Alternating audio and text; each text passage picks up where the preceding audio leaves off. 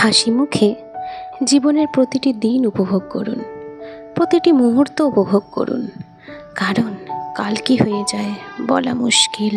এখানে আলু ভাজা আর এখানে হচ্ছে ডাল। আজকে নিরামিষ করছি।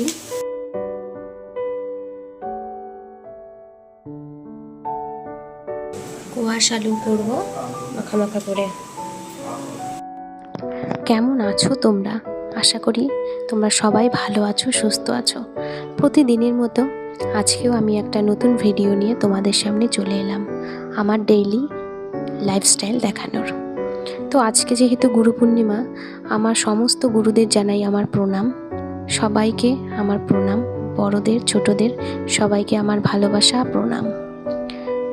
তো দিনটি আজকে এভাবেই শুরু করলাম, তোমরা ভিডিওটা দেখতে থাকো। যদি এই বোন, দিদি, বৌদি ভিডিওগুলো ভালো লাগে প্লিজ একটু লাইক কমেন্ট করে দিও।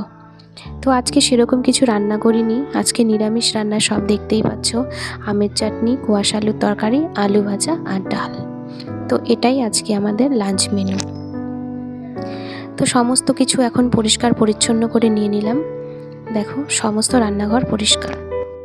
পুজোর সব প্রস্তুতি শুরু করে দিয়েছি। আজকে বৃহস্পতিবার, গুরু পূর্ণিমাও আছে, আজকে পূর্ণিমা, তাই আস্তে আস্তে সব কিছু রেডি করছি। আমার কলা ভোগ দিয়ে দিলাম আজকে। এই তো সব রেডি করছি আস্তে আস্তে। ঠাকুরের আয়োজন করতে করতে না অনেক সময় লাগে, আর তার মধ্যে আজকে বৃহস্পতিবার। এই জন্য কী করেছি, আজকে আমি সবার আগে ওদের খাওয়ার ব্যবস্থাটাই করে দিয়েছি। ওরা সবাই চলে গেল, আর মামও তো বাড়িতে নেই। এই দেখো আমার অ্যালার্জিতে কী অবস্থা, দেখেছো? এখন আমি আস্তে আস্তে পুজো দেব, শান্ত শিষ্টভাবে এখন পুজো দেব।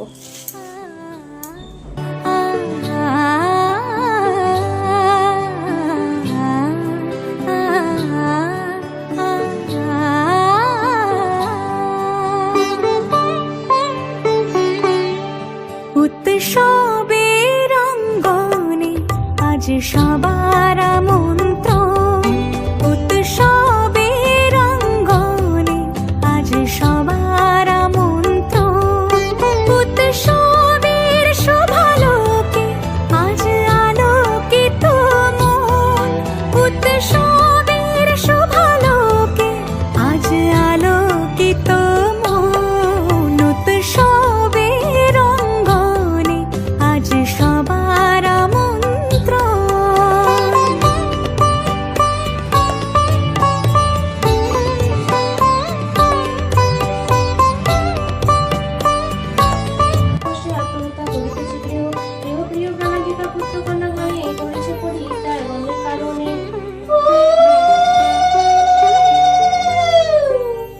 ধর্ম বর্ণ কিবা বয়সের সীমানা ছাড়িয়ে আজি গৃহ কোন পর সজন নব সাজে ওঠে সাজিয়ে।